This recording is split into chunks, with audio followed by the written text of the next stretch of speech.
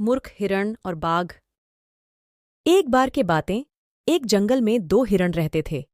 दोनों बहुत ही अच्छी दोस्ती। दोनों साथ ही रहते थे। दोनों साथ में ही जंगल में रहते थे, तो एक दूसरे का साथ देते थे। किसी भी मुसीबत में पड़ते तो एक दूसरे को साथ देकर वह मुसीबत से निकलते।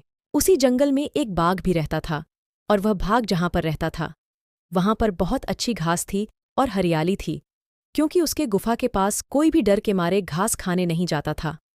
और एक दिन बाघ बाहर गया था।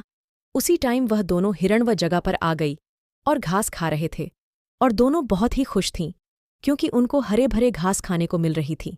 वह दोनों आराम से घास खाकर वहां से चले गए, और थोड़ी देर में बाघ वापस आकर देखा तो वहां पर थोड़ी घास चिपकी हुई थी। वहां पर घास खाए हुई थी। किसी न किसी जानवर ने तो आकर यहां पर घास खाई थी।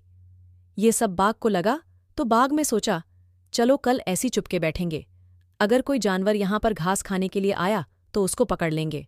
अगले दिन बाघ इस गुफा में छुप कर बैठा रहा, और हिरण वहीं पर घास खाने के लिए आ रही थी। तभी दूसरी हिरण ने बोला, अब मत जाओ, अब धोखा है वहां पर जाने का। वह बाघ कभी भी आकर हमें पकड़ सकता है। दूसरी हिरण ने बोला, डरो मत, वह तो बाहर गया होगा।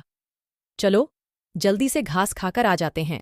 जो समझदार हिरण थी वह वहां पर घास खाने के लिए गई नहीं, और जो मूर्ख हिरण वहां पर घास खाने के लिए गई, तभी वह घास खा रही थी। तभी पीछे से बाघ उसको पकड़ लेता है और दबोचकर मारकर खा लेता है।